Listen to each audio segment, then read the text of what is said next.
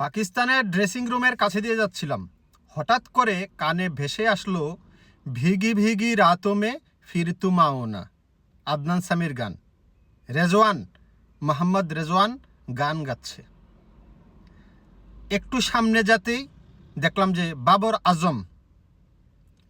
আজম গান গাচ্ছে, ছাত্রী না খুল বরসাত মে ভিগে জানে দো ভিগি রাত মে। হঠাৎ করে পাকিস্তানের এই বৃষ্টি নিয়ে গান, হঠাৎ করে আমার মনে প্রশ্ন জাগলো, কি ব্যাপার, হঠাৎ করে ওরা বৃষ্টির গান গাচ্ছে কেন? একটু সামনে যেতেই দেখেছে শান মাসুদ কবিতা বলতেছে, আয় বৃষ্টি ঝেপে ধান দিব মেপে, আয় বৃষ্টি ঝেপে ধান দিব মেপে। তারপর মনে পড়লো আসলে এই মুহূর্তে পাকিস্তানের বৃষ্টি ছাড়া আপন কেউ নাই। বৃষ্টি ছাড়া পাকিস্তানকে বাঁচানোর মতো এই মুহূর্তে আর কেউ নেই। 437 রানের টার্গেট দাঁড় করিয়েছে বাংলাদেশ, আর সেই রানের পাহাড়ের নিচে চাপা পড়ে আছে পাকিস্তানের বাবর আজম, রিজওয়ান, শান মাসুদ, সাউদ শাকিল, সবাই রানের পাহাড়ের নিচে। ওই নিচ থেকেই তাদের এই কারো বৃষ্টি নিয়ে গান, কারো বৃষ্টি নিয়ে কবিতার আওয়াজ শোনা যাচ্ছে। পাকিস্তান এই মুহূর্তে যে অবস্থাটায় আছে, আসলে বৃষ্টিকে প্রার্থনা ছাড়া আর কিছুই করার নাই। এই ম্যাচ যদিও কাগজে কলমে 2 দিন, কিন্তু আমার কাছে মনে হচ্ছে পাকিস্তান আগামীকাল 200 রানে, রেকর্ড সমান রানে পরাজিত হবে বাংলাদেশের কাছে। বাংলাদেশ যে রানটা করলো, যে টার্গেটটা দিল, অসাধারণ। পাকিস্তানের বোলারদের সংসারের মন, শরীরের জুইত সব নিয়ে গেছে। দেওয়ানা হইয়া ফয়দা আছে? ফয়দা নাই। দেওয়ানা হইয়া ফয়দা নাই। যেই সব পাকিস্তানিরা এতদিন কটাক্ষ করেছিল বাংলাদেশকে নিয়ে, বাংলাদেশের ব্যাটসম্যানদেরকে নিয়ে, বোলারদেরকে নিয়ে, তাদের মুখে আজ বাংলাদেশের ব্যাটসম্যানদের সুনাম আর সুনাম, বাংলাদেশের বোলারদেরকে নিয়ে সুনাম আর সুনাম। আর তসবির মতো, জিকিরের মতো জপছে নাহিদ রানা, নাহিদ রানা, নাহিদ রানা। পাকিস্তান যেই অবস্থাটায় দিনটা শুরু করেছিল,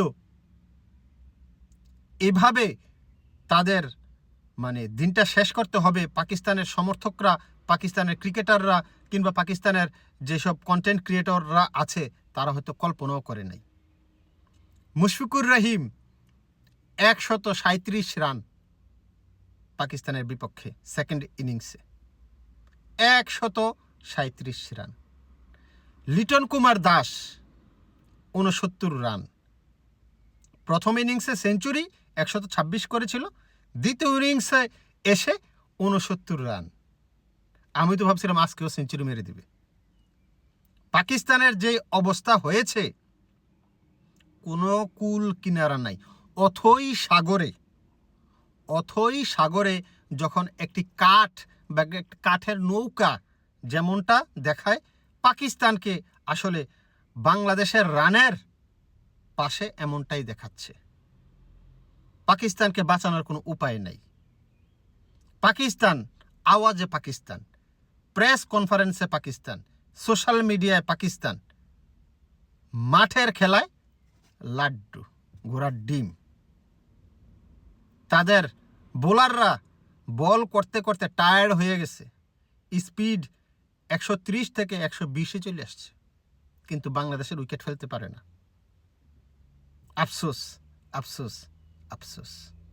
তাদের সংসারে মন নেই, শরীরে জুত নেই। তাদেরকে দেশের বাড়ি পাঠাইতে হবে, পাঠাইয়া আম কাঁঠাল খাওয়ানোর ব্যবস্থা করতে হবে। না হয় তাদের এই বৃষ্টিকে নিয়ে গান, বৃষ্টিকে নিয়ে কবিতা শেষ হবে না। ওয়েদার যা বলছে, আবহাওয়া যা বলছে, বৃষ্টির সংখ্যা আছে, কিন্তু 2 দিনে একটানা বৃষ্টি হবে না। সুতরাং পাকিস্তানেরও আর বাঁচাবাঁচি নাই।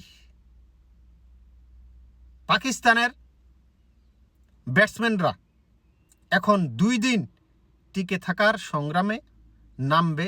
আজকে তাদের যে কি কোচ যে ওমর গুল সে বলল আমরা 2 দিন টিকে থাকার জন্য আমরা প্রস্তুত আছি এবং 437 রানের টার্গেটে আমরা ব্যাট করতে প্রস্তুত আছি। কথা সত্য, ব্যাট করতে প্রস্তুত আছে, কিন্তু রান চেস করে ফেলবে এমন তো কোনো কথা না।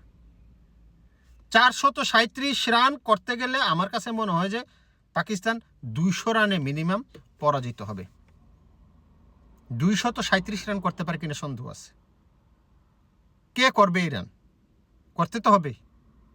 কে করবে? বাবর আজম, রেজওয়ান, সাউথ শাকিল নাকি শান মাসুদ? কে করবে? নতুন ব্যাটসম্যান কি নাম, আজান করবে? ভাই, চতুর্থ ইনিংসে ব্যাট করা এমনিতেই কঠিন, তার উপর যখন বাংলাদেশের পেস অ্যাটাক এত ফর্মে আছে, তাসকিন আহমেদ শুরুতেই উইকেট তুলে নেয়, ইনসুইং আউটসুইং দিয়া পাগল বানিয়ে ছেড়ে দেয়। সাথে শরীফুল ইসলাম বাউন্সারের পর বাউন্সার মারবে। আর নাহিদ রানা নামে তো মালা জপতেই আছে, নাহিদ রানা, নাহিদ রানা, নাহিদ রানা। নাহিদ রানাকে দেখলে ওদের হাঁটু হাঁটু বাড়ি খায়, কাঁপতে কাঁপতে, পায়ে পায়ে আওয়াজ হয় শুধু ঠাস ঠাস ঠাস ঠাস। দেওয়ানো হইয়া ফয়দা আছে? ফয়দা নেই। এই ম্যাচ পাকিস্তান কোনো দিন জিততে পারবে না, পারবে না, পারবে না, বলে দিলাম। 437 রান ভাই, এরা জীবনে করছে। 278 রানের জবাবে প্রথম ইনিংসে তারা 232 করেছিল। এখন 437 রান ইম্পসিবল। যত প্রশংসাই করি না কেন বাংলাদেশের যেন কম হয়ে যায়। আমি প্রায় সময় বলি, কটাক্ষ যারা করে তাদেরকে জবাব দিতে হবে মাঠে। মাঠের খেলায় যখন আপনি ভালো খেলবেন, তখন আপনার বিপক্ষে যারা কটাক্ষ করেছে, বিপক্ষে যারা কথা বলেছে, তারা চুপ হতে বাধ্য হয়ে যায়, বাধ্য হয়ে গেছে অলরেডি। আমার কথা না, রমিজ রাজা বলছে একমাত্র বৃষ্টি পাকিস্তানকে বাঁচাতে পারে। বাসিত আলী, পাকিস্তানের সাবেক ক্রিকেটার, এখন ইউটিউবিং করে, সে বলেছে তোমরা বাংলাদেশের কাছ থেকে শিখো, কিভাবে বল করতে হয়, কিভাবে ফিল্ডিং করতে হয়, কিভাবে ক্যাপ্টেন্সি করতে হয়, কিভাবে ব্যাট করতে হয়, বাংলাদেশের কাছ থেকে সব শিখো। প্রতিটা ডিপার্টমেন্টে বাংলাদেশ কিভাবে করে ঠিক সেভাবে করো। ফুরকান ভাট্টি, ও ভাই, শুটটা হয়েছে না সুন্দর? ओ भाई, जिनको खिलाना उसको खिलाओ, जिनको बॉल देना उसको दो। आगा जी, काल वाला मैच चाहिए। आगा जी, सेकंड टेस्ट हम लोगों को चाहिए। आगाजीर बेल আছে তোর, আগাজির বেল আছে। আগাজি তো, আগাজির তো পেট খারাপ, হাঁকতে হাঁকতে জান শেষ। আগাজি আর কি করবে? আগাজির সংসারে মন নেই, শরীরও জুত নেই। পাকিস্তান এখন আসলে আজকের রাতটা কিভাবে কাটাবে আমি এই চিন্তা করতেছি। কোনো দল যদি প্রেসারে থাকে সেটা হচ্ছে পাকিস্তান। আর আজকে বাংলাদেশ সুন্দর ঘুমাবে। পাকিস্তানের ঘুম আজকে হবে না, এপাশ আর ওপাশ, এপাশ আর ওপাশ করবে যে 437, 437, 437। স্বপ্নে ওরা লাভ দিয়ে উঠতে পারে, অনেক সময় দুঃস্বপ্ন দেখতে পারে, কিন্তু কোনো কিছুই কাজ হবে না। আগামীকাল পাকিস্তান অল আউট হয়ে যাবে। আগামীকাল পাকিস্তান লজ্জাজনকভাবে প্রথম টেস্টে 104 রানে, সেকেন্ড টেস্টে 204 রানে হারবে। আমি একটা কথা বলে দিলাম। আগাজি, আগাজি গান গাইতেছে, ভিগি ভিগি রাত মে ऐसी बरसात में।